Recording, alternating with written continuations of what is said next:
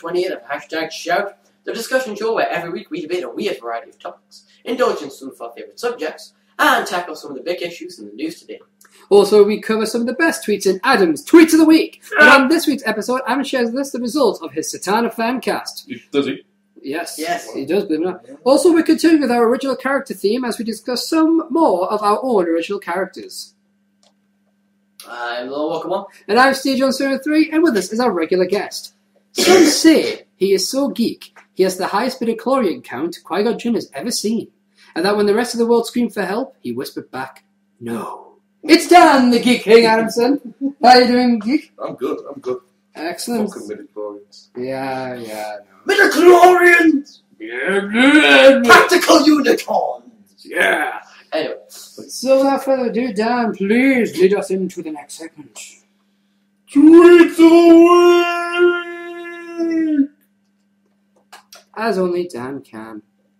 So I've got some tweets, Adam's got some tweets, and Dan, I believe you have what we're referring to as The moronic tweet the of the week. moronic tweet of the week. I think we should save that for last. Yeah. I have two of them. Oh wow! So let's start with your first tweet of the week. This one comes from at Cohen Dave, or Dave Cohen. Freddie Starr, Jimmy Savile, Gary Glitter, Jonathan King. Shocking how it's always the ones you least expect. Fair enough. My first tweet of the week is from at Titan Trucker. This is retweeted by at AJ Lee. AJ. I had my girlfriend play Final Fantasy 7. She insisted that she renamed Aerith to AJ. I warned her, then she hit me repeatedly after disc 1. Unsurprising. Adam? Our second tweet comes from at Zach Ryder. Whoa! You Know it! Instinct. Yeah. Yeah. Like duck tail. Wow. Woo-woo. Wow. At Milan Miracle and I versus at Kid WWE and at Justin Gabriel were the main event of WWE hashtag main event. I just thought things were filmed out of order. Yeah. My second tweet is from at Mitch Ben. Even if Romney freezes, bursts into tears, visibly wets himself, and calls Obama a cheeky nigger, Fox News will still say he won the debate. Mine's two are along those lines. Okay, Dan, I know you missed him last time. I know you did. Oh no. So George Carlin is back. He's dead. How can he fucking be back? I mean, I like his stuff and that, but It's- how's he dead? On the segment. It's the George Carlin tweets. From the week. Yeah. At George Carlin says, I asked a saleswoman in the bookstore, where's the self-help section? She said if she told me, it would defeat the purpose.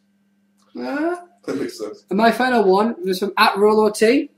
It's a picture link, and he has said, "Thou hast angered the blood fountain of Pennsylvania." And this picture will be posted onto Tumblr, and it'll be on this. Fuck it, I'll put it in the video because it isn't owned by the corporations. No, because that means editing work. I have to edit it anyway, so don't worry. Makes extra Hang editing. on, Yes. hang on. This show's edited. Well, Yeah, the video is at the very least. But right now we're going out live. Yeah, live from New York City. It is. And so, Dan, I believe you have Moronic tweets. yeah, some, and I'll do it for you, mate. Moronic tweets of the week. Give it your best shot. Well, you know, I can't I tried on my throat. Man. do too much of it, otherwise I might end up, ripping you off, you know. Okay, this is from a young lady called at Blair_Isabel, who goes by Blair Morgan and has one of those little shitty fucking things next to her name, an icon or something. Well, verification. No. Okay. Just one of those, when you put in a special fucking Oh. combination of things, it gives you a little picture. Yeah, the little special symbol. For those of you that support Obama just because he's a nigger, he's only 6% nigger and acts white as hell, hashtag just to inform you. Wow, what a moron. And second moronic tweet of the week, who is at Shidel K, Okay. who's SKC on her name, apparently. Okay. If Obama does not wipe that smirk off his face, I'll hang him in my front yard. Hashtag shut your mouth. Hashtag you suck. Hashtag Romney 2012. Wow, Romney, your supporters are going to lynch a black man. Yeah. Hashtag please fall on a cactus and die. Now that is a hashtag. I am to quote joking. Gisby. I am joking. So those were the tweets of the week. So let's leave the world of Twitter behind as we get to the most anticipated fan cast in the history of the show. Finally, ladies and gentlemen, we can bring to you Adam's Zatanna fan cast. Lovely! Okay then. I now, don't think Zatanna's a Latino. Dad, I'm going to tell Dad. I thought you just said that if it was like a Latino. Any girl can be a mamacita if she wants to be. Any girl can be a mamacita or an abominable whore or. He's learning. He's learning. Anyway, So, Zatanna. no, I'm going to ask you one. I'd like you to make a guess as to who you think I've cast as Zatanna. Zoe Dushna. Give them out of cookies, right? And I have to ask. I'll get a picture. From New Girl, 500 Days of Summer. Well, I can't remember. That's one. Mr. Popper's Penguins. Yes. Yes, man. Oh, is that yeah. the photographer? Yeah. Perfect look for Zatanna, right? Yeah. Okay, now, the plot I had... I'm only a fan of hers. Yeah. Okay, now, the plot I have... Zoe Dushna. This is going to go on a bit of a weird thing. Bones' sister. What? The last Bones' one. sister. She was an only child. No. Moral. Who called me a moron? Why not? Obviously, I haven't seen all of Bones. Real life. Actress. Oh. But how am I supposed to know that? I don't take interest in their lives. Do your acting, then fuck off. No. It comes down to do your acting and fuck me. Anyway, I just don't want to think about you fucking, sisters, because that would be incest, and Not at the same time. We've had this conversation before. I still think it's weird. I just said that! logistically, how would one have a 10-way? No. I can actually answer that. Dan, I know we'll you discuss can. this in the open forum. This is fantastic. Right, so Adam. We find Zatanna on stage practicing her show, running through various tricks. When she notices that some of the cards from a nearby table have fallen to the floor. Bend over. She crouches down to pick them up Of course she does. and feels a slight stinging pain in her ankle. She turns around to find that attacking Low her. aim. What? Low aim. Stephen, You're ruining it for him, dude. Stephen, we should have brought. He's given me 3 weeks of this, of stuff like this to think of. And now, we finally got the podcast. You keep interrupting him. She turns around to find a small red demon attacking her. An actual demon, not a euphemistic one. Hello. Carry on out. Much like that, yes. She makes quick work of it being in a small monster and begins to search the hall, checking for any more demons as she questions why it was there. You gotta go 5 highs and fishnets. With nothing left, she begins to pack up her equipment until Brother Knight crashes through the door. Brother Knight is to be played on outside by Eric Dane of Grey's Anatomy fame. He's from the San Francisco area where Brother Knight is from, and he has the lowish voice, which with CGI or makeup could make him look pretty much exactly like Brother Knight. Okay. Zatanna questions his arrival, as he basically just what the hell are you doing here? Mm-hmm. He then explains that he was paid to kill her. Well, at least he tells her. Yeah, pretty much. Well, he thinks he's got to kill, so he just goes. Zatanna, using her magic, then defeats him after a long ensuing battle and asks him who sent him. He refuses to answer, so she asks him again. He again refuses to answer, and so she proceeds to cast a spell. I couldn't quite decide whether I wanted one to cause truth-telling or pain. I don't know quite the full extent of Zatanna's repertoire magic-wise. I don't know whether it was she can only do specific things, or I didn't know whether she could only do specific things or had basically the Pandora. If there's a spell for it, she can say it. Right, fair enough. However, while she is concentrating on the spell, Brother Knight is able to kick Zatanna's leg, forcing her to fall and allowing him time to recover. Now, this is where we get a bit weird and go into cameo time. Right. He proceeds to pick Zatanna up and goes to throw her across the room. Mm-hmm. However, his arm is brought down by a whip. Enter Catwoman, played by Amber Heard. That's that one. Because when I was writing this, I had like the entire DC wiki of Zatanna in front of me. Every relationship, friendship, battle, villain, whatever, had the entire thing in front of me. That's how I know that I can. I have a computer screen and imagination. Go, That's why questions sucked. as I said, by I this, had a phone and an imagination. as I said in this, going Yeah, by, then you did the fan cast. as I said in going by New 52 logic, they are friends. Yeah. After defeating Jezebel Jet, I believe. Mhm. The two then proceed to beat 7 shades of hell out of them and send them packing to a high-security prison.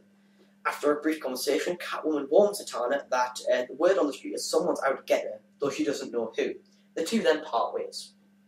Yeah, she's just figuring this out now. Well, Zatanna then spends most of her time trying to track down the person who's sent her the night after her, while hitmen keep coming, basically minor thugs. Alright. So you've got a fair few fight scenes in Okay. stuff. Eventually, she goes to see her good friend, Dale Cotton. For Dale Cotton, I had Bradley Cooper play him, Okay. face from the A-Team, which means nothing to you, Stephen. Which one of the 8 team? I assume New one. Yeah, now that, but which one of the 8 teams? Face. The one that had... He's also in The Hangover. Like, now I know who you're talking about. Yeah, that's right. But When I say which one, I mean point out the personality traits. Here's what I know. Mr. T, love it when a plan comes together. The crazy guy, and the normal one. He'd be the normal one. Yeah. Out of that bunch. Yeah. That's how I know. Yes, no. Yes, Just double checking. I know that one. I know that one. I do it. as I was saying, I'm tired. who tells her that Dale Cotton tells her that he's had reports of a new boss on the scene with the money and the power to send people after Zatanna, though he can't quite pinpoint who yet either. All he's got is a rough description of it's a new guy. She then heads to her home where she finds a package containing a black tailcoat with blood spatters and a note, which simply reads, "I have Zach. If you want to see him again, meet me at the docks tomorrow at midnight. Believe me, he will die if the police are called, as will they. S." That's an extensive note. I don't really know what that is. Well, do you know what your face is a note? No, that doesn't count either. Look, I've done it. I'm gonna get through it. I'm not criticising. Not criticising. Just saying. Keep your hands and feet in the vehicle at all times, and please keep all questions till the end of the tour. I can't find no pictures of Dale Cotton. I'll draw one. The one I found was actually on the DC wiki. No problem, hold on. Zatanna calls up Dale, and the two meet to discuss strategies. They decide the best thing to do is for them to go ahead with the meetup, but consider calling it backup. Cute, sexy. No, Dan. No sexy. At least not yet. We then have, guess what? A montage of them researching and calling people up.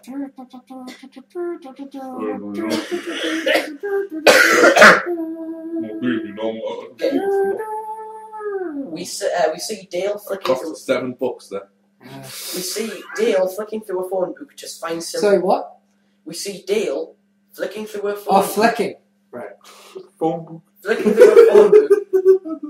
Well, I didn't want to write, Rolodex thing. Yeah. I know what you mean. To find a number simply marked JC. That's when what's JC. Oh, I know what this is going to be. Just incredible. No spoilers yet, Dan. All the way from Calgary, I've got to Canada. We see that Zatanna. We then see Zatanna on the phone saying thus: "I know we've had our differences, but how did you put it? I need someone I can trust. Good. I'll see you then." The next scene will be the arrival of Zatanna and Dale at the docks, where they make their way through a labyrinth of shipping containers. Of what? Shipping containers. I was going to say that's a weird container. I think I completely misheard him. We're not doing well today, are we? Only to be jumped by Brother Knight and Fuseli. Fuseli, hey, shut your face! Shut your face! I'm trying. Shut your mind's face! I can tell what you're thinking. Jedi mind tricks and what have you. You can't tell what I'm thinking. Get on with it? No. Oh. I mind a pasta. Who's fucking Fusili's? Fuseli is a small demon created by Brother Knight originally to attack Zatanna, who she then turned in a comic series. Okay. Played by? He is going to be voiced by Andy Serkis. Oh, that's cool. Yeah, That makes sense. the man who voiced Gollum. Ah. And Feasting will be done with CGI. Mocap or just CGI? I don't know. He's not well. Alright. Give him that, you know. It was like 3 weeks ago. Brother Knight He's been ill for announces... 2. He was well the first Hang week. on, wait, I actually did make a note of it. Yeah, he's I made a note, it says just CGI. Well, there you go. I did actually make a note. After this, Brother Knight announces that they are estranged, and the true villain appears. Siphon. Ah, Now, yes. for Siphon, I needed someone who was quite muscular, and relatively, not old man, but old enough to look like he could be the villain, and he had to be quite muscular. So, I went with Tom Hardy. Tom Hardy. Yes. Yes. Not only was I vain, I was Siphon. Yes. Did you know that I was a facial coloring? That's important, yes. Like I said. But yes, I picked Tom Hardy. Yes, you did. There was a short dialogue where Yes. Siphon explains his incarceration after his defeat by the Green Lantern, Okay. his escape, and then his desire for power. Specifically, magic powers. Zatanna, since she was just restrained by, actual holding of her, Yeah. shut your face! Zatanna breaks free of the grip, but Siphon then drags out a figure covered in a bag, and puts his arm around the figure's neck, telling Zatanna that any further steps will result in him breaking the man's neck, the man being Zack. Zack being played by. We haven't, Zach just, he just bear threw with- Zach in there. That's Bear all. with me. Bear with me. She's forced to surrender, and then is placed in zip cuffs, so that she can't escape out of them using magic powers or illusion and all that kind of crap. Okay. I'll buy it. We're getting kinky. She is No then way not. she is then placed into I one. She is then placed into one of the containers, sealed inside with Siphon. No. While Brother Knight and Fusily go and deal with Dale. Now, I don't see that scene. Siphon begins interrogating Zatanna.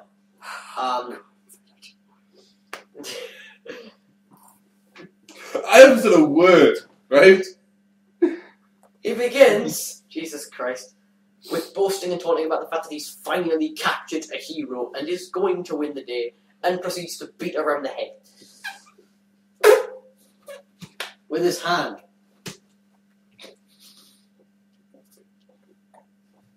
Dad, do you need a moment to... Do you need You know what? You still haven't told us who's playing Zack. Give me a second. I don't know who Zach is, though. Give me a second. He then Yes. proceeds to state that they never actually had Zack. They just paid a thug to be held in a bag. That's why I haven't told you he was cast by. This stupid bitch. Now, Everyone would have stood for that shit. Be like, fucking kill him. See if I fucking get a dick. Siphon Oh, no. Siphon raises his backhand to go for a final shot. Yeah. Dan, I'm begging you, stop! I'm okay. Bite your fist if you need to, dude. Come on. Before he can, hit, the door swings open and then slams. And a voice in the background, a British voice might I add, says this, just, the class of criminals these days. Did your mother teach you not to hit ladies? The camera pans around to see John Constantine. Who's from Manchester? Yeah, I can't do a Manchester accent, can you? Actually, he's from London. And the, That's your and the favourite. phrase is Manchurian. Manchurian. Yeah, I pronounce it Hitler. I was going with Why? the D's. Because there. But it's not supposed to be pronounced. It's Manchurian. That guy's people. Herian. The DC Wiki told me he was from London. That's why I went with London. And that wasn't a London accent anyway. Well, I can't do I accent. mean, it was better than Keanu Reeves. Yeah. Because at least he was English. Yeah. But that was home counties. Anywho, Or it's the North Core. Gee. so, playing John Constantine, I had James Masters, Spike from Angel in the Buffy series, who is basically perfect for the character. Well, it's very close to suggesting to you as Brainiac. Now, Yeah, I saw him as Brainiac in Smallville. I don't know what the hell you guys are talking about as like him being a good choice. I have no idea why anyone thinks James Masters was a good choice for Brainiac. For the voice. No. Brainiac. 100% no. Disagree entirely. What do you know about comics? What do you mean, what do I know? I've seen the Brainiac character, and I've heard a couple of different voices. I couldn't name them, apart from the one I named for the movie, but that one, I was at James Masters, I was like, no, there's too much human in there. I don't mind there being a little bit of humanism in there, but there was far too much. There was too much personality. Brainiac transcends personality. That's the point. So I don't agree. I mean, of course, again, everyone's free. It's free to disagree with me completely. I don't mind that. I'm just saying, when everyone said to me, "Oh, James Masters was the greatest Brainiac," I'm like, "Didn't say he was greatest. I said he was good." Didn't say greatest either. I said he was great no, as. It sound like you said greatest. Okay, yeah, carry on. I'm sorry. Yeah. My apologies. Obviously, John Cosson needs to arrest Dale Cotton. Siphon turns around, basically gets annoyed, and runs to punch John Cotton. Dale Cotton. I'm sure you said John Cotton. No, he said John Cotton's team with Dale Cotton. You spoke too fast. I do, but I'm trying to get through without any more sex. It's impossible with Dan, because Dan sees sex and pretty much everything. Anyway.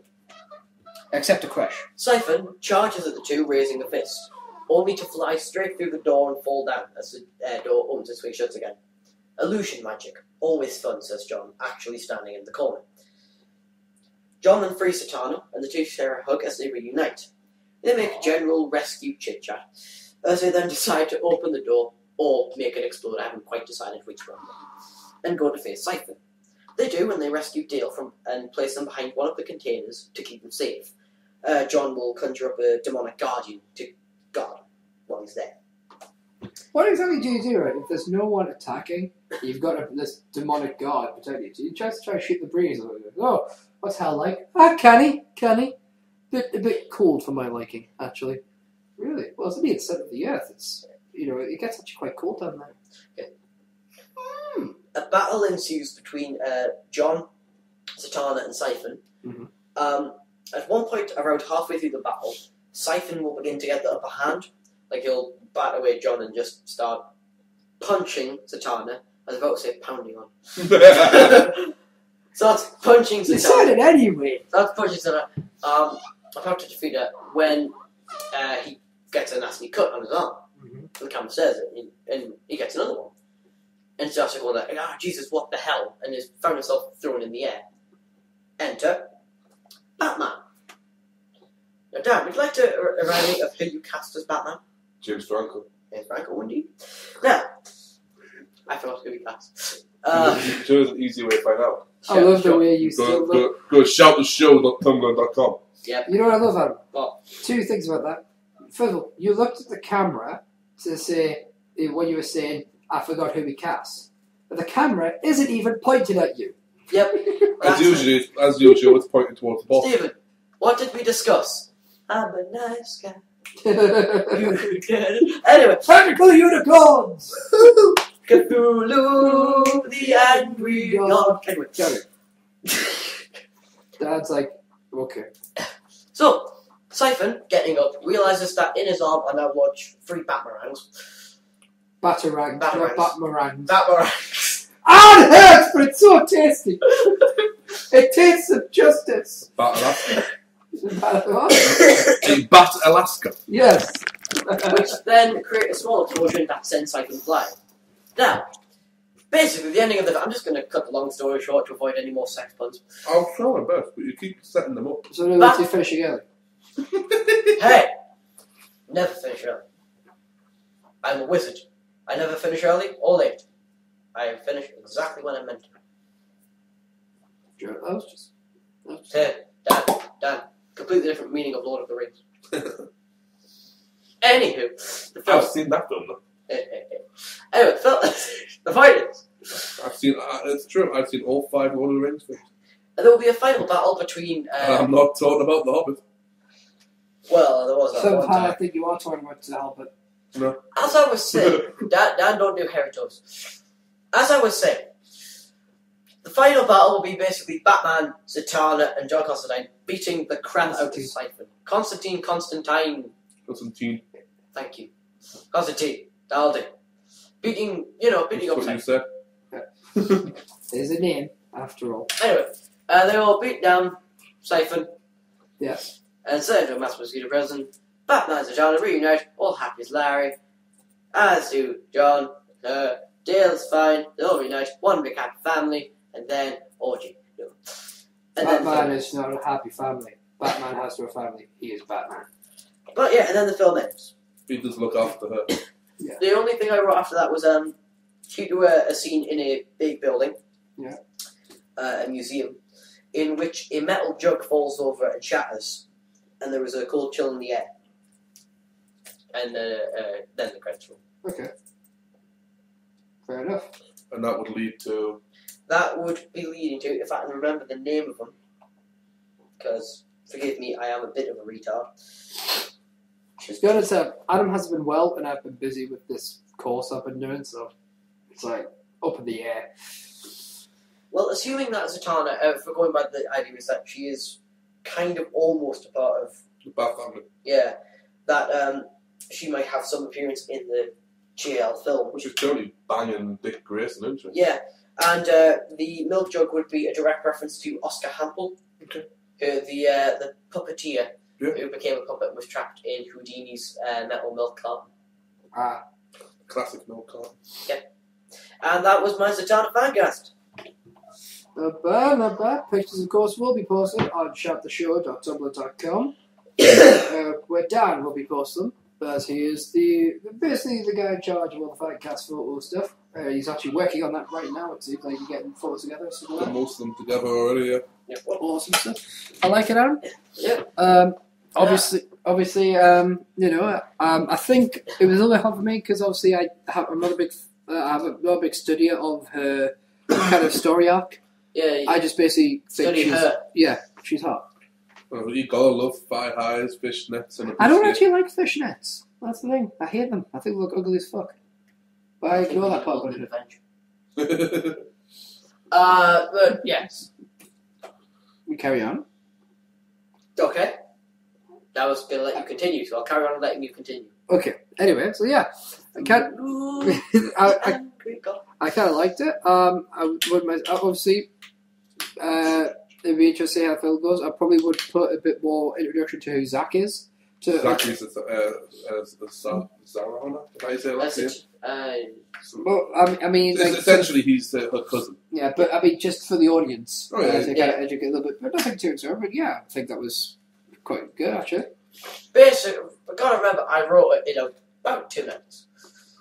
He's been ill for 2 weeks, and then So the first week we were having issues. So I was like, okay, well, I've got to get it done. I'll write it now. So at least, hey, you don't have to do a podcast for a while. That's good. Yeah. Don't worry about that. Next one is yours, I believe, boss. Yeah, next one is mine. I'm currently writing the John Jonas, Martian Manhunter, John Jones, whatever you want to call them. I'm doing that one. Well, I won't call it Jonas. Yeah, but you know. But basically, hopefully I'll have it done by next week, depending on how much I collapse the next few days. So, yeah, and obviously, Dan, you're working on the House of M. Yep. So basically, with the Which is easy, because if I wanted to, I could just cheat and say that at least 5 of the characters are already done. But actually, I could probably cheat and say about 17 of the characters are actually done. But for the fan cast, we're going to be spreading them a bit further wide, so we're going to be having more like 3 to 4 weeks between each fan cast as a standard, just to spread them out a bit. So some people can't keep up, and some people are busy. So basically, yeah. But yes, now last week, as you recall, I need to go consult with Stephen and his all-known oracle of.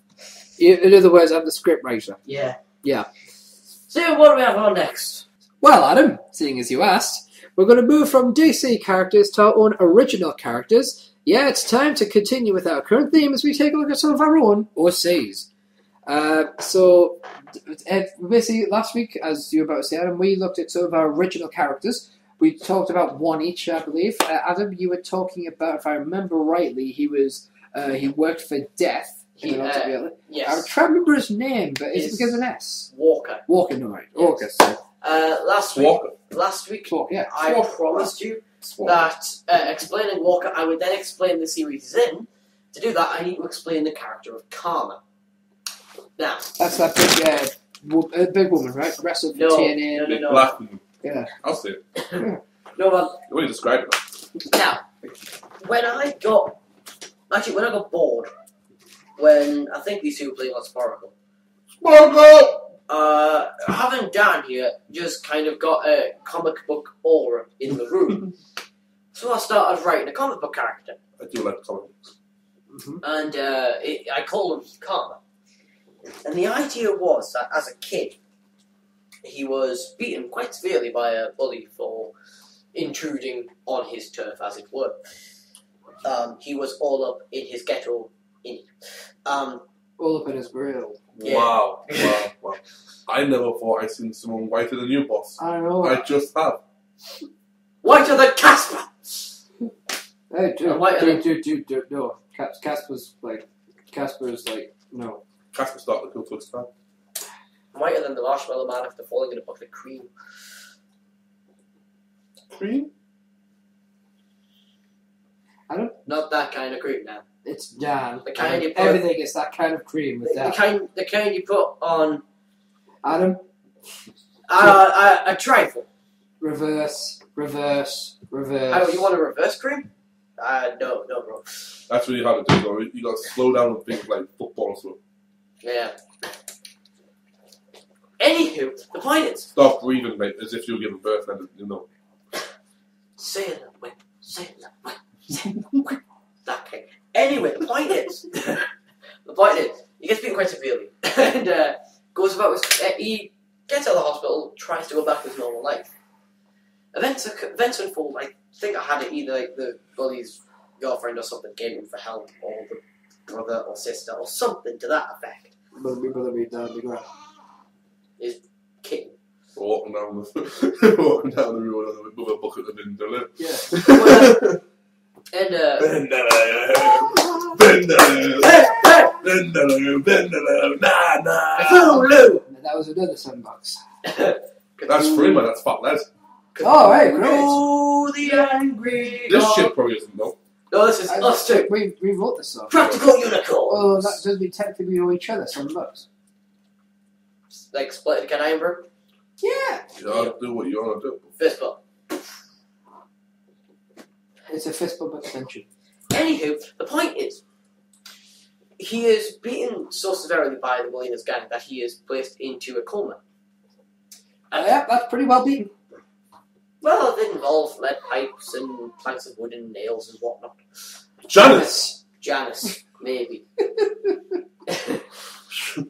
Basically, as he was lying down there, they got this annoying middle-aged woman to come and go, "Oh my god," and they start laughing like a donkey. Different kind of Janice. That was a Friends reference, because I can. Anyway. And Stanley was a two-year reference. Anywho, what was I saying? Yes, right. He gets placed in a coma, and he's not going to survive by natural means. However, the hospital he's in, there was a senior doctor who was experimenting with this kind of this. What's the best way to put it? I think it was a Drug. no biological. Yeah, drug biological theory. Actually, it wasn't. Tricky faces. I'm trying my best. Are we talking what, nanotech? Are we talking No, about... we're talking gene manipulation. Oh, you're talking about genetic reconstruction. Yes. Now, the idea was that. What was I going to say? Yes. The idea was that to save him, he would have to manipulate the genes completely and kind of restructure his DNA coding. So you're talking about basically redesigning them. Yeah. This process took months and months and months, but eventually eventually he pulled through enough to actually open his eyes. Yeah, I mean, that's not an all-nighter, you know what I mean? After Fucking all night. he had to Feel spend, like a new man? You are. after he did that, they had to keep going and going. It took him, I think I said it took him about 2 years to be fully reconstructed. Right. or at least to a point in which he could get up and walk, and then he had to be put through rehabilitation. So it wasn't a Iron case, Man, 40 years to get that piece of shrapnel out of his fucking heart. it wasn't a case of like it gets injected. Oh my god, I'm Superman. It was more like Yeah, if that's a spoiler, Iron Man gets the shrapnel out of his heart eventually. oh. Alright, he starts making other Because weird it's shit that goes wrong with him. It's because he walks by an electromagnetic straw and pull that. Not quite. Get stabbed with forks, for fuck's sake. Oh god, I'm cutlery man. But he also the doctors explain to him exactly the modifications. he Like has. Raja. From Mystery Man. The doctor explains the modifications the boy has. His skin is now reinforced. Luke Cage. Yeah, he can actually regenerate, and not like Doctor Who kind of idea. But if he gets cut or gets a bullet lodged in him or is Bruce, he can pretty much fix himself. Health regeneration. Yeah. Wolverine. Yeah, if both get money, do that. Hyper-regeneratively. He is. I'm guessing that's a word. Sounded good. He doesn't have exactly the speed force, but he has enhanced speed. Quicksilver. So talk about super athleticism. Yeah. Okay, then that's Captain America. So it's the acrobatics, he has the speed, Yeah. he has the health generation, he has increased strength, but that's mainly because the side effect of the regeneration is that his muscles, when he trains them, develop faster. Okay, Luke Cage. Well, again, we're talking about super And athleticism. Cap. So he's basically stronger, faster. Stronger, better, faster. Was it? More than better, What do we faster, do? stronger. Yeah. So, I was thinking Daft Punk. so yeah, Oh, he can. that's $6 million, man. Basically, he can regenerate his health. He's stronger. He's faster, and he can like pull off acrobatic stuff better. So So he's Captain America with Luke Cage's skin. yeah, only English as well, Captain Britain with Luke Cage's no, because I don't want because Captain Britain kind of sucks. No, Captain Britain's cool. He's weird. Down. Geeking. Big black guy. Power Man. I'm sure you've seen him. You've actually read some comics with him. Remember House of M? Oh, is he a part of the... The human, yeah. Okay. Big black guy in it. Okay. I know who he is. Tell Spider to chill. Yes. Chill, bird boy. Spider? Chill, Spider boy. Actually, it's Spider-Man. He then becomes. The idea was the story I originally wrote him in was called "The Descent into Madness," and it was the idea that he had this newfound ability, and he had these newfound powers, and he had to choose whether he wanted to just be a normal guy, or whether he wanted to be a hero, or whether he wanted to be a vigilante. This time I as well. So he He abandoned everything, became an ice cream man. he went about trying to just be like a community helper, like trying to be a nice guy, but not into like, oh my god, there's a robber, I'll kick him in the junk and make him explode. His girlfriend got kidnapped, didn't she? No, His mom? nope, Mom and dad are dead. nope. He had a dream. He had a dream. That Not every black man and every white man. we're gonna get their asses kicked. No, the point was. Boy, you tell me Martin Luther King had a dream about the ultimate showdown. Yeah, ultimate destiny. Sounds more like Vince McMahon's dream. A dream! No. XFL! In this dream, because at this point, Karma was about... Bitch. No, he was...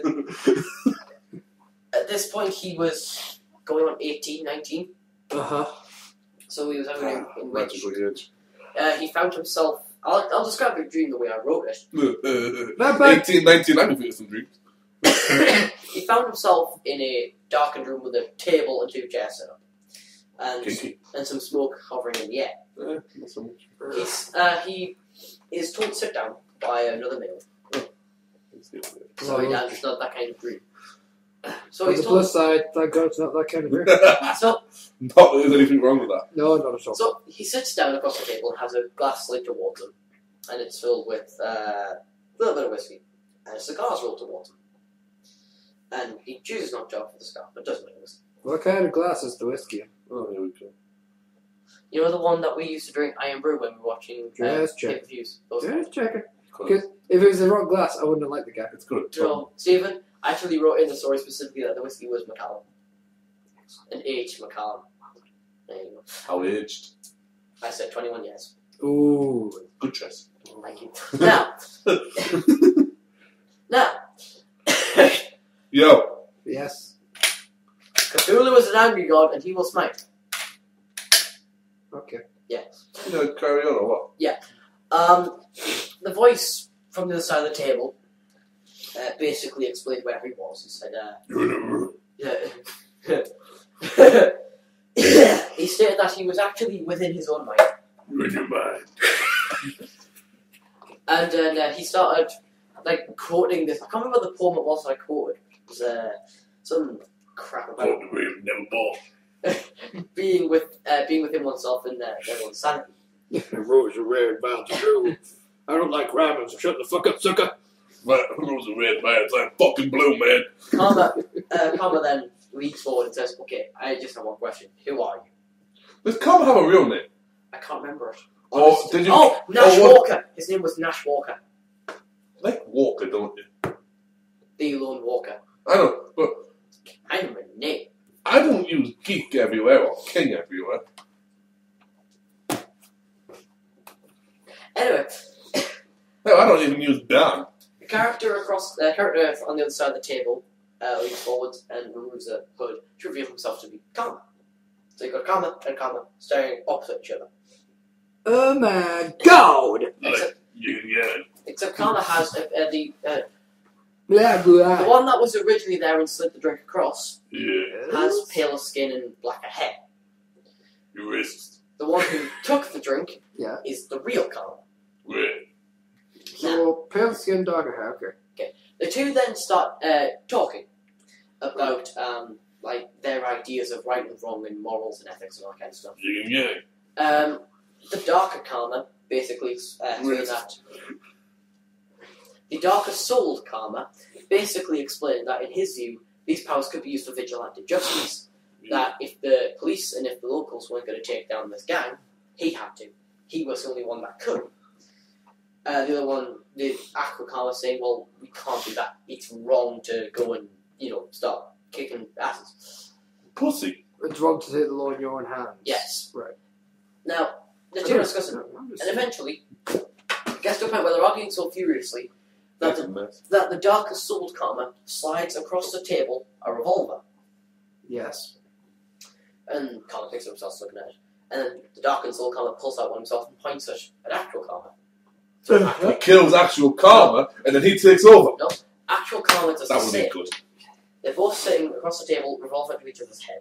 And they shoot each other. Nope. So Karma dies in a dream.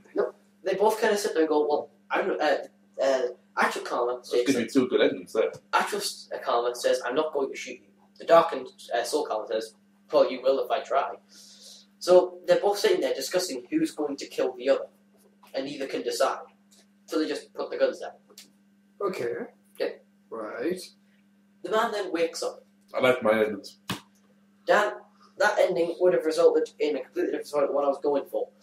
Yeah. I was going for the descent into madness. I wasn't going for an Well, immediate... if the other dude kills him, then he covers it up, doesn't he? I wasn't going for... just beat him I wasn't going for trapdoor into madness. I was mainly going for on a helter-skelter. Oh. I know. But it meant I got a right a lot. Maybe you could go trapdoor. So, Carry on. Like a slinky downstairs. he wakes up questioning what he found in the dream. And understands that, It's a slinky. really, he should do something about the gang. Toyot's not to kill them, but basically to make it that they're not going to cause trouble anymore. He breaks their fingers. Well, actually, one guy he does get close. The first guy he takes out... There's anything wrong with that. No. The first guy he takes out is... What's that new Twilight film? No. It's an informant. Another guy who wants to get out. So Karma lets him pass. Truly realizes who the guy was. He was the guy that held Janice. Janice. Yeah, I got what you meant. Yeah. So, deciding that basically he needs some repercussion, he springs forward and drop kicks him. Right in the back. And then flying into a tree. Is this more of a thinking comic than an actual Yes. action comic? Yes. I like the fact that you describe it as a comic as well. That story. To you, this is a comic. Well, that's the format he's fought it for. Yeah. It's like with me, I tend not to think in comics. I tend to think in stories. But there's that. And then Most of yours are novels and that. No, me. Or novellas. But the thing is, every time the reason he's called Karma is because every time he performs a bad act, he ends up in that dream again. Anytime he causes violence or steals, he ends up in that dream, discussing the killing and the drinking with the guy. Hence why he calls himself McCallum, when, I guess, nickname. So he calls himself Karma as an actual superhero name. But when people meet him, go, I'm just a McCallum man, because that's his dream. That's all he ever thinks about. That's all I was thinking about. The first... That's pretty much all you need to know about him. He has a reoccurring villain. I can't remember what I named him, but he's the original bully who beat him up. He does have a female counterpart.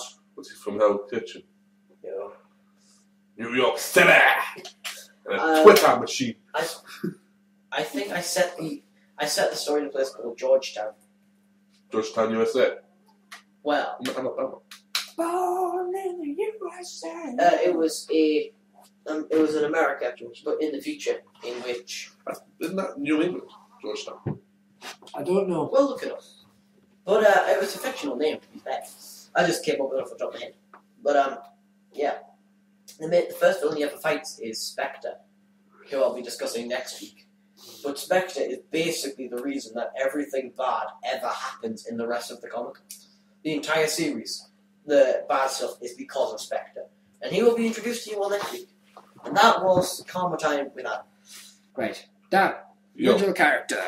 Let's see. I'm not kidding, I ain't got that many characters. Let's go with Brutus Monsoon. Brutus Monsoon. From the same story as Norman Smith, who was last week's character.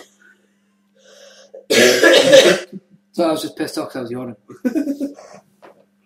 And yeah, Brutus Monsoon, his one is, Brutus Monsoon is strong. Right. Yeah.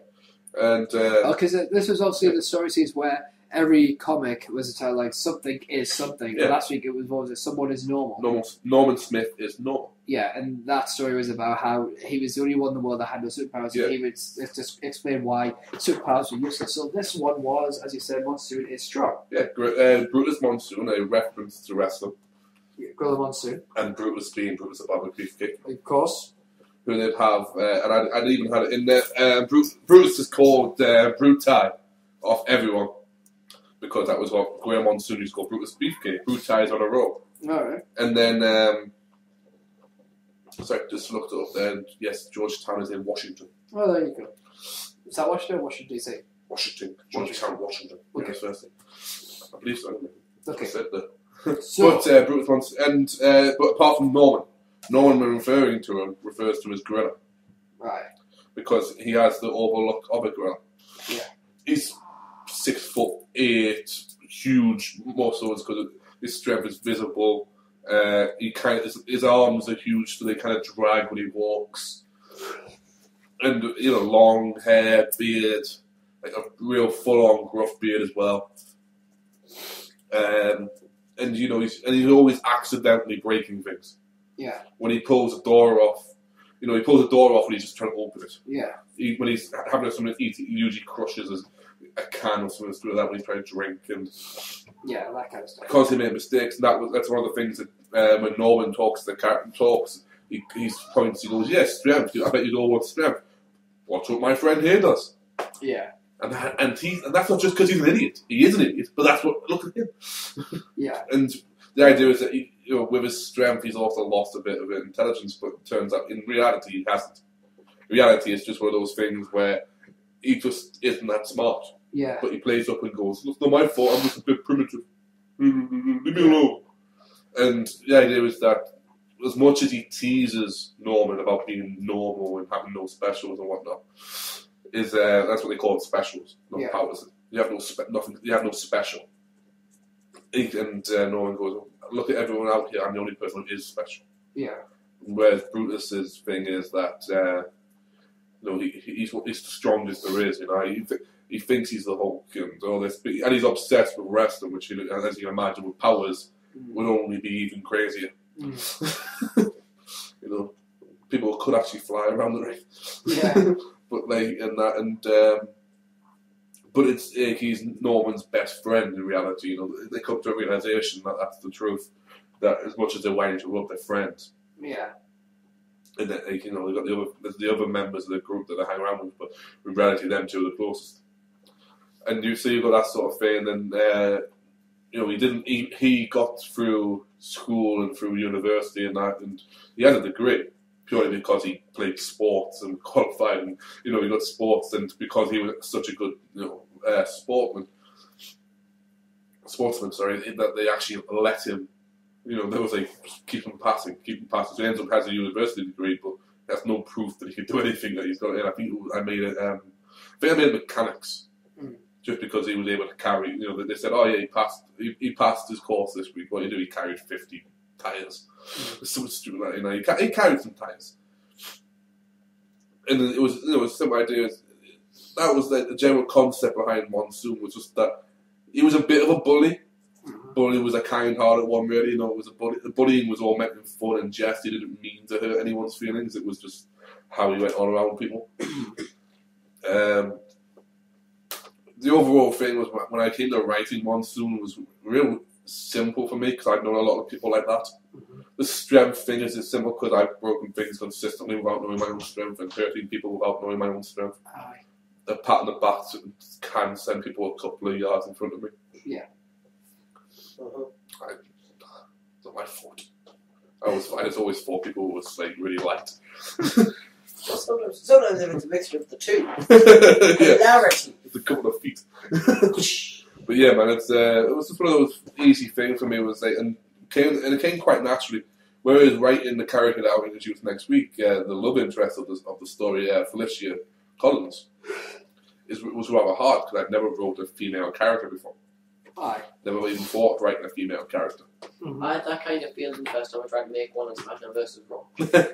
Just, how do I make a female? Wait, I found that pissing. I don't know what it was.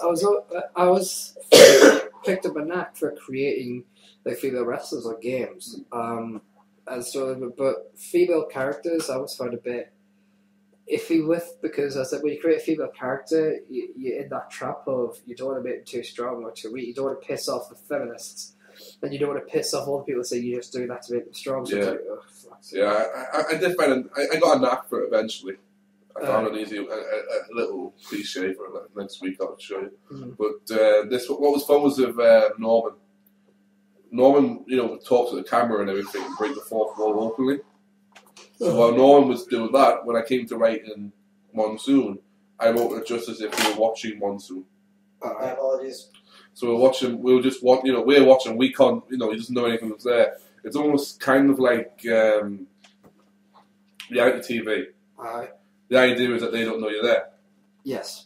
Well, this one was true because Norman was oblivious to anything that happened around him. You know, Norman knew what was going on. Monsoon was oblivious to anything that was around him. He sat in a room when Norman was sitting there talking to the fourth wall, when he was sitting next to him and going, "So do you want a drink or what?" At which point Norman would sit there and go, "1 minute, have you seen the idiot I'm with?" Yeah. And he'd go back. It's kind of, with Norman, I made it a much, perfect analogy. Norman was Malcolm from Malcolm in the Middle. Aye. Monsoon was Reese. Yeah. You know, didn't have I always wondered why did nobody at any point wouldn't sit there and go, why does he keep looking away and talking? Yeah, I mean, I'd say it by the bell. Yeah. Everyone at some point was able to talk to the audience. Yeah. Well, I was like, yeah, just make it like that. And so that was Monsoon. Great. Brutus Monsoon. Cool. Or Gorilla or Brutac. Very good. Excellent stuff. And you see, I'm going to delve into the character, one of my most popular characters of all time, which is all because the character is obviously Steve Jones, and a lot of people will be wondering Steve Jones, as in Steve Jones 313. Steve Jones was the name of my original OC, like the first major one I ever created that I was ever intending going anywhere with. And he started off as this fictional, novel fiction kind of character. But I also used the name for a wrestler as well, so I ended up with two characters with the same name. But because the two worlds never met, it wasn't a big issue. So I'm going to explain a little bit about the novel first. Basically, the principle is he's from a series of stories. The first one being known as Steve Jones' Legacy of the Wandering Angel. The basic premise is the story starts with him simply being introduced in a pub. There is a pub, and he sits at the corner, talks to no one. And this pub is like a local village, a very small village, isolated village. And a biker gang has moved into town, and they're trying to take the town. And obviously, being the village it's isolated. Police are getting involved and all that. And the head thug tries to take advantage of one of the waitresses there, one of the most attractive waitresses there. And from the corner, you just hear, "Let it go." And everyone looks around and says, "What the fuck you just say? Let it go." And he stands out the shadows. He's very short, like not my kind of short, but Nobody's your kind of short. Maybe like 5'10", 5'11", something like that. Big long trench coat, hat. Very Van Helsing-esque. Obviously, I hadn't seen Van Helsing when I started writing this, so I had no. So a lot of people have said, "Did you get the inspiration from Van Helsing?" And I would say, no, it wasn't out when I was writing this. But very Van Helsing-esque. And the thug basically tries to deal with him, and he just, Jones just disarms him immediately, just out the way. And these guys are nothing compared to him. He just sends them all flying. And it's basically to very quickly establish the guy's powerful. When everyone's like, "Oh, thanks," he just leaves. He takes the lass with him. He leaves. He says, "I'll take you home." And he doesn't reveal anything about himself at all, except that he's new in town. He's looking for someone, and once he's found them, he'll leave. You're in town looking for a place to... But he basically, "I'm looking for someone, and once I found them, I'm gone." Does that mean the waitress becomes a sexless innkeeper? No. Basically, the way... now, this character is Steve Jones, and what you learn to see, he's a very spiritual man. Very, very spiritual. Goes to church, but doesn't go to church where everybody else is. He always makes sure that the church is empty when he goes. He doesn't like priests. He hates, because anyone that claims to be a holy man, he hates. But he's a very spiritual man. And the next big thing you see him in is when he's at the church. He's at the church and the thug has hired someone to take him out. An ancient order of people say about, and he kills this assassin that tries to kill him. And he prays to God for forgiveness for murdering someone. And then he gets a call from the lass he saved earlier to say that the thug was actually in her house trying to do the dirty. Mm-hmm. So he races back. He takes care of the thug, but he's shot several times in the process. So he has a bit of recovery to do, because unlike a normal human, he's actually healing up, but not like that, not Wolverine or anything. He's going to be down for a couple of days. You know what I mean? Which obviously is amazing for anyone anyway, but you can tell with him, because the way I wrote the character, it is annoying him, because it's like he tries to sit up but he can't really move. So it's not like, bing, bing, I'll just take the bullets out, I'll be fine. It is a painful process to heal up. So it's just basically humanity, they're humans, but turned up the volume. And she asks... He's going to 11. Yeah, exactly. What is that from, by the way? Spinal Tap. Thank you. It's a Spinal Tap. So she asks him a bit about him. She wants to know more about him. The way he puts it is... Bitches just inquire, don't they? So he basically puts it this way. He says, "I'm from a remote land. We'll call it an island, shall we? And I was part of a very special tribe. And there's one rule. You do not question the chief. You do not question the chief. The chief is always right. My sister and I were some of his favourites, but she hated him. She always disagreed with him. I never did. I never disagreed with the chief. One day, she questioned the chief, so her punishment was to be cast out of the island. I argued for her, but my request was denied, and because I questioned the chief, I too was to be thrown out. Now, when we were thrown out, we weren't thrown into the oceans, rather we were thrown into a pit that was on the far side of the island. And my sister was to be thrown there, but the chief's son took pity on me, seeing that I had acted out of love, and he offered to put me on a boat and send me off into the ocean, so I would be spared from the pit. And instead I said no, put my sister on the boat, and I'll take the pit. So, understanding my desire and request, I was sent down to the pit, and my sister was left on the boat to sail to freedom. It took me many, many years to escape the pit, but as soon as I escaped the pit, I set sail to find my sister. And she goes, well, how long have you been looking? He goes, a long time. So where have you looked? Everywhere. Everywhere? Everywhere. So how many other places have you got? He says, this is the last place. She says, you couldn't have looked on every single place on the earth. And he doesn't answer. And she leaves, thinking, I've hit a nerve. And through private reflection and inner monologuing and dreams he has, you learn that he's trying to create a metaphor for heaven. And that, the island is heaven, the chief is God, the sun is Jesus, the pit is hell, and the ocean is earth. Yeah. And he literally has been to everywhere on the planet, except this one village. This one village he has never stepped foot in. Now, he hasn't obviously all done it in the same century. You can't travel you could travel every speck of the planet in one century. He's been around for many, many centuries now. But this place he's never been to in any timeline, ever. So, but at this point he's starting to give up. He's like, well, I've looked everywhere. She's probably dead. Except shit starts kicking off when a bit more demonic activity kicks in, and he's met by an old person called Feridorn, who's the right hand of the devil, who basically is trying to recruit him, because what happens is, when Jones was put into the pit, and his real name isn't Jones, but that's how he describes himself. He calls himself Steve Jones, simply because he needs a name, and it would sound like he was any. When he's in hell, Feridorn appeals to him. He says, I come for the boss, the devil. And he goes, look, God cast you out. We want to hire you. You are the greatest students he has. You're one of the most powerful. You'd be really good on our team. And Jones refuses because of his love of God. Even when he's been punished by God, he's like, no, I love God. And he manages to escape hell after 500 years of being in hell. So when he eventually escapes, Feridorn still wants him. They still want him on the team because they want to overthrow heaven. And the story basically comes to a climax basically when Jones and the assassin that tried to kill him before was following this other guy who is also an assassin, but he's an immortal. He basically, when he was a child in the BC era, he fell off a cliff, but he was able to return to his tribe completely unharmed, and nothing could kill him. So he was cursed with immortality. He kept trying to kill himself, and he couldn't die. The way you put that. Well, he was cursed. He was cursed with immortality. So he becomes infatuated with this. There seems to be more and more films about that. Yeah. That immortality is not a good thing no one, because you have to watch all your loved ones die. Well, Hercules, the animated one. Yeah.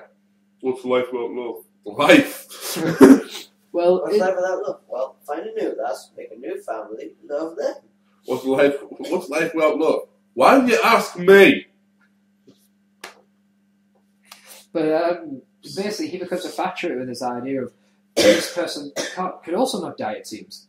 So he keeps trying to challenge Jones, and he keeps getting the battles. And the guy's obviously a far greater fighter than Jones is. But he becomes obsessed with the fact that Jones seems to be able to take it. He's like, can you die? And Jones goes, I don't know. And that is like such a morbid curiosity in this assassin, because he's like, I want to know. So he keeps trying to kill Jones just because he's morbidly fascinated with can you die? But eventually, they both have a love interest with... He keeps trying to kill him because he wants to know if he can die. Like, yeah. That's the most fucked up reason to try and kill someone, but at the same point, it's kind of something that everybody wants to see. I would pay good money to go watch that. But basically, they've both kind of fallen in love with the lassie which saved. Jones has, because it's like he's only ever loved one other person beforehand, and it was his sister, not in that same way. So obviously, he's got this new kind of interest, this new kind of love which he's never felt before. It could have been any lass. It just happened to be she was in the right place, right time kind of idea. The assassin falls in love because she's able to see past his inhumanity. But in fairness, the character's quite a desperate lass to begin with. She's in a hopeless situation, so you're not really supposed to feel very sorry for her at all, because when you do, it is revealed that she is just like any other woman, some women could be good, some women could be bad. This one just happens to be a vain bitch. You know, you're not always going to get your fucking fairy princess, and that was the point of this character. Yeah. So, but she gets captured by Feridor, who takes her back down to hell, and they basically say, if you want to see her, you got to come to hell.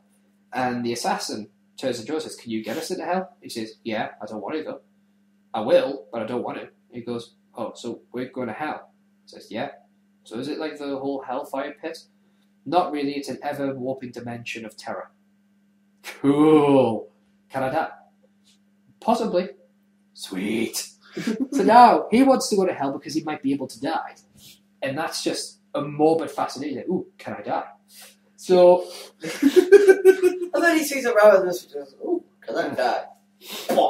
You know, this is the kind of character that when you occasionally pick up a rifle and play Russian roulette just because he's bored. but he always wins. Yeah. So he becomes bored. So they both turn to hell and find many a thing. They actually come across the assassin that Jones killed before. And it's kind of like, okay. There's a bit of an awkward conversation because he's like, I'm sorry I failed you. I can imagine it would be. Yeah. But he goes, I'm sorry I failed you. And he's like, I can't believe it, you're in hell. And he says, well, I'm not surprised, you did kill me. He says, no.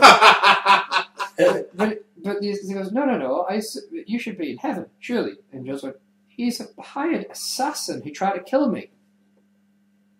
And that's a bad thing?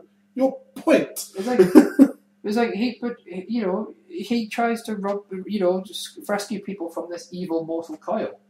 You know, and I'm like, Joe goes, well, yep, I didn't want to die. The people he killed probably didn't want to die. Why would people not want to die? That's insane. It was just like, whatever. So basically they carry out and they find the devil there. And at this point the devil is just this mystical voice.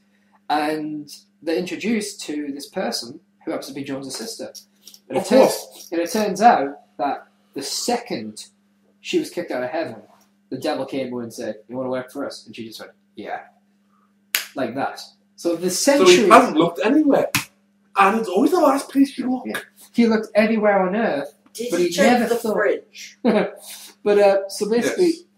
So you check his pockets. They're always in your pockets. So basically, she's like this grand fucking half demonish thing.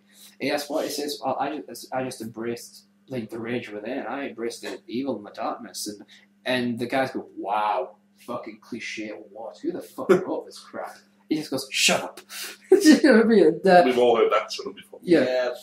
And she says, no, it's in the heart of within every angel, there's always that horrible, rotten core. But it's not purely evil, it's just knowledge. That's all it is. It's acceptance of truth. You see, all angels are blind to the fact because it turns out, in the second story it's explained better, that God is actually evil. Because it's not the God as we know it, it's Loki, but the actual original Loki who saw a chance to seize power by creating himself as a being of anthropomorphic personification. Which is basically the more people... Is that slow? Anthropomorphic personification. The more people believe in you, the more powerful you are. So Loki becomes... That's the Greek version of mythology. Yeah, so basically... Loki, of course, being from Norse, but that idea is from the Greeks' idea of the only way they were immortal was because the humans loved them. But when all the gods were fighting against each other, like Zeus battling Odin and all that shit. But I'll explain that very quickly. But she says, it's in every demon, there's this... in every demon there's truth there as well. Which is why demons tend to be more powerful, because they understand that there's both 2,000 stories. But demons are punished by the great God. He's in charge of everything. So we get the bad rap. So why do you commit evil? It's our job. If we don't do it, he fucks us over. We have to abide by the system until the system's broken. And he refuses to accept this. It's bullshit. Live the revolution. So he basically tries to fight the sister and just get the fuck out of my head. So the assassin goes... alright, sorry. Got bitch slapped? Sorry. So the assassin goes, fight me! Fight me! So she throws a sword and it goes into his gut. And he's like, huh, that's disappointing. Pulls the sword out and throws it back and it hits her right in the gut. And she's like, ow! And she starts bleeding. He's like, you can die. I shall save you! And starts attacking her, like madly, trying to save her from the, like, I will free you from your death! And she's like, ah, fuck! And she's fighting this thing. And no one can believe how powerful this assassin is because he's just going for it. He's like happy. Like, you're going to die. I'll be the hero. You know, because he sees life as this evil trap that everyone's caught in.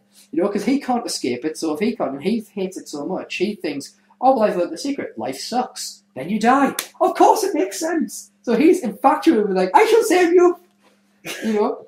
It's life sucks. Then you die. Yes. But, you know, $7. But Jones like tries to save the lass. And he... Just the pretty waitress. Yeah, the pretty waitress, basically. Big dick. Yes. Blonde. Yeah, no redhead. But should have gone with Reddit. I was thinking Reddit. Yeah, I But, know. You always do think Reddit, but you never go. Yeah.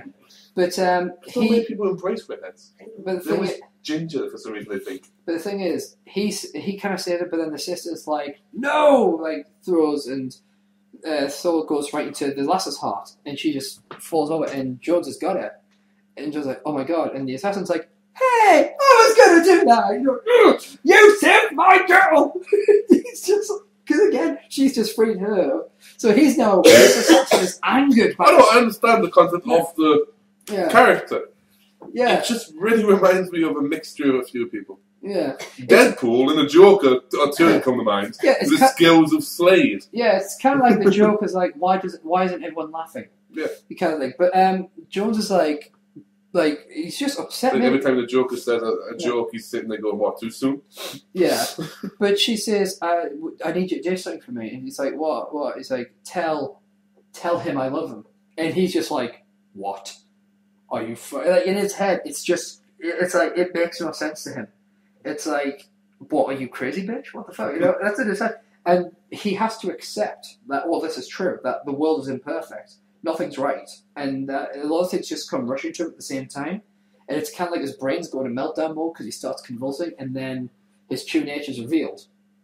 And he just stands tall, and the sister's like, you gave in! You gave in to the truth! And he's pissed.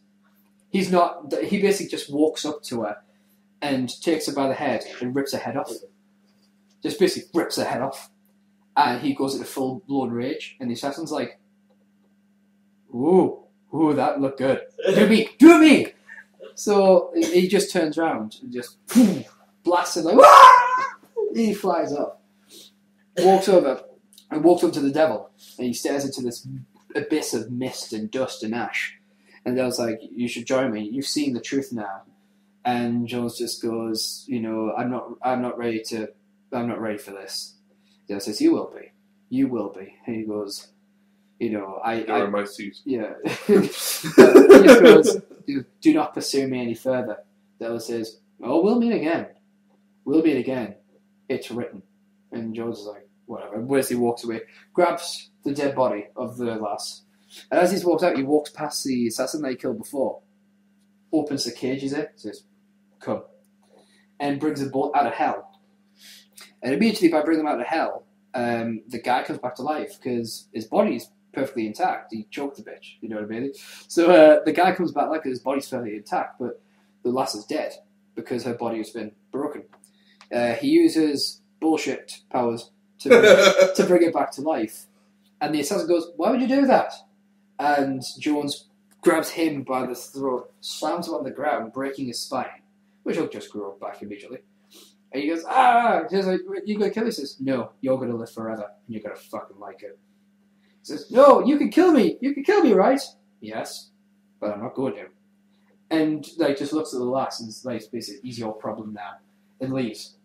And the next time we hear from him, it's like several years later. He's in a house, like he stole from someone, and he's boarded it up, and he doesn't go outside because the world outside, he sees too much truth, and he doesn't know how he feels about the people anymore until the devil visits him.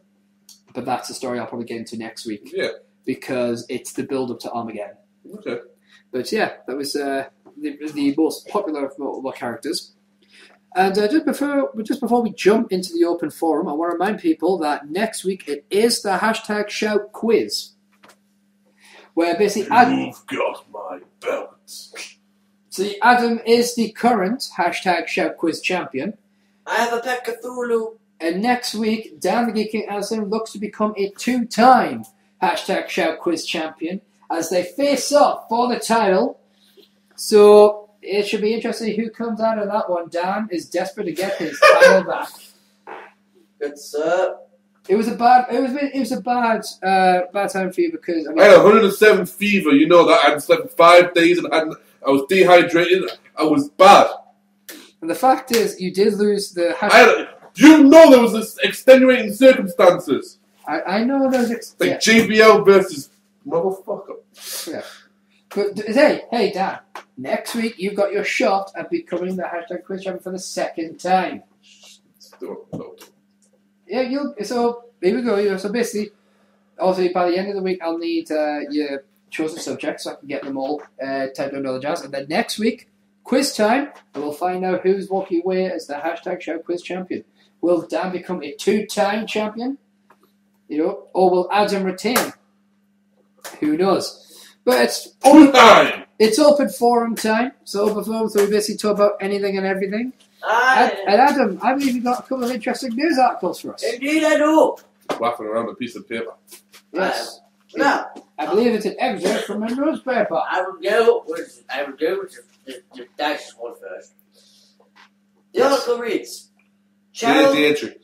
Child's balloon grounds flight by hitting radar. A child's balloon has been blamed for crippling Greece's main flight radar and grounding planes for more than an hour. It emerged yesterday. The helium balloon, which was coated in aluminium, knocked out the heart of the Athens flight information region and caused a power cut. Air traffic and electricity network bosses confirmed there was a problem, but declined to comment further. Mainly because it was a helium balloon wrapped in, what you say, aluminium? Yeah. Well, that's usually when some folk is trying to mess around, like. Yeah. It's just like one little balloon. We're fucked! The balloon's not usually wrapped around in tinfoil. Yeah. The next article reads... And the last of these two. Yeah, last of these two. The hacker god who fell to Earth. Now, this is an article about a man called Cosmo. Yeah. Working for different agencies. He has brought down... CIA websites, Papa John websites, PayPal, Google, Amazon, Netflix, thousands of gaming websites, and I believe he's also taken down the Nasdaq stock market. Yeah, he's also taken on the FBI. Yeah. And won. The boy... They say these days, though. Yeah. I dare say he's getting taken on by Big Jimmy. But here's the thing, though. How boy old is 15. That's a Big Bubba gonna like him. Yep. He is currently... He did get arrested. Yes. He's currently awaiting trial. Oh. And he's actually... Yeah. The reason he actually asked the interview or got the interview for this is because he wanted to tell people exactly how hackers work on these websites. And he wanted to incriminate himself, but also teach people that basically that the internet isn't secure. So basically, he got himself incriminated so he could say, by the way, this is how you could get to these websites. So these websites will go, okay, we need to change this. There's an easier way of doing it. Doing it himself, how much? But no, going to the fucking companies and saying, watch. Showing them, go, listen, I think there's a way I can break your system. You say it's the most secure one. Watch what happens when I do this. Exactly. And then they'll go, oh, thanks for that. Here, we'll pay you millions of dollars to make sure it doesn't happen. And not just millions of dollars. Millions of dollars. Millions of dollars. Millions of dollars. That was fun. I like it. It was good. That was a bonding moment. I'm going to quickly throw in something that I've been posting for a while now. I conducted a few polls also last few... For a while, yeah. Polls, come over here. This is stealing our knowledge. This is supposed to be like a week. Job. This is supposed to be a weekly thing, but life and stuff got in the way. So I'm going to quickly explain. Asked 4 questions across a period of about a month. Got the answers back. I'm going to share them with you. Dad, a period of month.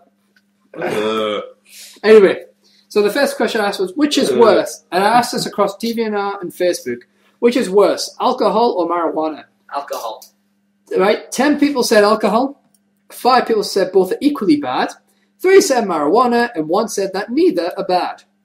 So, pretty much out of all that, you had, 19 people. Why are you stroking my arm? I don't know. So basically, out of all the people who voted on this one, about 52% said that alcohol was worse. But what surprised me is I think that both are equally bad. And I read a lot of the comments in regard to those people, and they were pretty much saying the same thing. It's all about how you use them. Uh-huh. So I was like, Which is true. yeah, I mean, it's not something I necessarily agree with. I don't touch No. weed, but Yeah. booze ain't never done me no wrong. So how do we feel? Which one would we? Because with me, I picked alcohol. I pick alcohol. Which one did you pick? Out of that one, would you say? My argument is basically the same as both are equally bad. Fair play. However, my opinion is neither are bad. Fair play. Because, once again, if you use it correctly, it don't make no fucking difference. Well, no, I think that's a fair point. I think that is a fair point indeed. Okay, the next question was, considering its benefits and its risks, should marijuana be made legal and therefore regulated through government guidelines? Yes. 17 people said yes, 6 people felt they weren't informed enough to make a decision, and 4 people said no. So almost 63% of people said yes, it should be made legal and regulated. I say yes with 2 examples. Yep. Fucking Holland Yes. and California. Where California has legal medical marijuana. You have a prescription, you can use it. Yeah. Right? Their crime rates for particularly for drugs have gone down. Yeah. And Amsterdam is one of the most well behaved criminally wise there is. Yeah. That's just they don't do anything. No drugs are bad anyway. It's just the whole export of humans. Yeah. Okay. The next question was: Is it time to start taxing religious institutions, regardless of which faith they belong to? Yes. 4 people said no. 2 undecided. 14 said yes. So that's 70% of people involved in the poll said yes. It is taxing religious institutions. I'm not really sure. I probably undecided that one. That's just fair play. And the last question I asked out of these ones were: should voting be made mandatory for every citizen that is eligible to vote? Unsurprisingly, 8 said no, 1 said yes, and there was not a single person undecided who took part in the debate. See, I don't know, man, because for me, it would probably be, no. Yeah. For a couple of reasons. One would be that I don't think anyone is, unless you're in the political system, you don't really have any idea what the political system is. Yeah, I quite agree. No one's educated enough for it. Yeah. And also, I am kind of on the same way that Gregory Helms mentioned the other day about the American institution, which is there's only 2 options. Over here, we have 3 options. Yeah. Very rarely do we have an extra one. Well, the situation is that I don't want any of them to be in charge, and America. If I was going to vote, it'd probably be in America. It'd be Obama because I prefer his thinking than Romney. But over here, I don't trust the Tories. I don't trust the Lib Dems, and I wouldn't. And as much as it's bet the devil you know, I don't trust Labour. So it'd be a case of I would look at the poll when I went to vote and go, "Where's the none of the above?"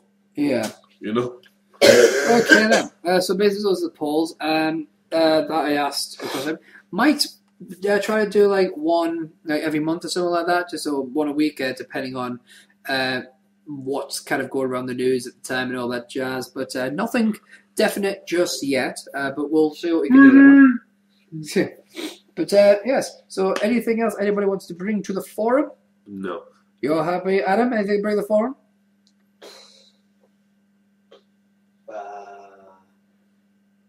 No, just fans. Don't forget to bring these fajitas. I knew that was it. I knew it was going to be fajitas.